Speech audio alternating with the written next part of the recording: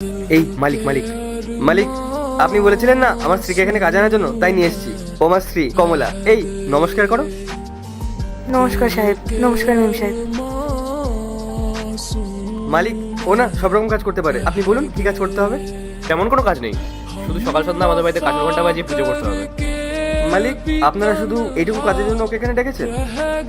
হ্যাঁ, আরে মনোজ তুমি তো জানোই আমরা সকাল সন্ধে বিজি থাকি, পুজো পাঠ করার টাইমই পাই না, এর জন্যই ওকে ডেকেছি। কি তুই পারবে তো ঠিক করে সামলে নিতে? মালিক আপনি কোনো চিন্তা করবেন না, ও ধার্মিক মেয়ে, ও খুব ভালো করে পূজা পাঠ করবে। কি বলো? হ্যাঁ সাহেব, আমি পারবো। তাহলে কাল থেকেই চলে এসো। আরে কাল থেকে কেন আসবে? এই তুমি আজকে স্নান করে এসেছো? হ্যাঁ মেম সাহেব। ঠিক আছে, তাহলে তুমি আজ থেকে পুজো দেওয়া শুরু করে দাও। আর ঠাকুর ঘরে সমস্ত জিনিসপত্র রাখা আছে, তুমি একটু দেখে নিও। ঠিক আছে মেম সাহেব। আচ্ছা তুমি এখন ঘরে যাও। আর মনোজ তুমি গাড়ি বের করো, আমরা এখন বেরোবো। ঠিক আছে। যাক, তাহলে আমাদের পুজো দেওয়ার চিন্তাটা মাথা থেকে নামলো।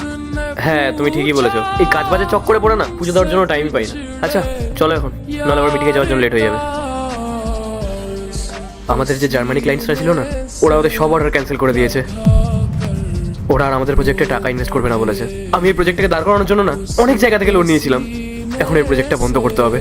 আর এই খবরটা মার্কেটে উঠে যাওয়ার পর যারা যারা আমার কাছ থেকে টাকা পেতো, সব পাওনাদাররা এখন আমার কাছ থেকে টাকা চাইছে। এখন এতগুলো টাকা আমি কোথা থেকে জোগাড় করবো? মাথা কাজ করছে না।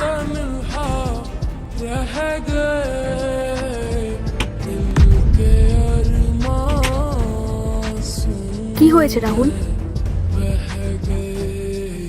লোকজন বারবার টাকার জন্য ফোন করছে, আমার উপর প্রেশার ক্রিয়েট করছে। আমি এই চাপ আর নিতে পারছি না। এখন মনে হচ্ছে এবার আমাকে কিছু একটা বিক্রি করতেই হবে। কি বিক্রি করবে তুমি? এই গাড়ি।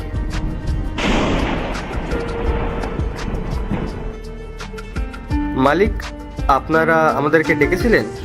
হ্যাঁ, আমরা তোমাদেরকে এই কারণেই ডেকেছি, কারণ আমরা তোমাদেরকে আর কাজে রাখতে পারবো না। এরপর কি হলো সেটা দেখার আগে এই দুইটা ছবির মধ্যে যে কোনো একটা ছবিকে ভালোবাসলে ভিডিওতে লাইক করে চ্যানেলটি সাবস্ক্রাইব করে দাও। আর যদি না করো তাহলে আমি বুঝবো তোমরা ছবি দুটাকে ভালোবাসো না। আর কমেন্টে লিখে দাও আমিন।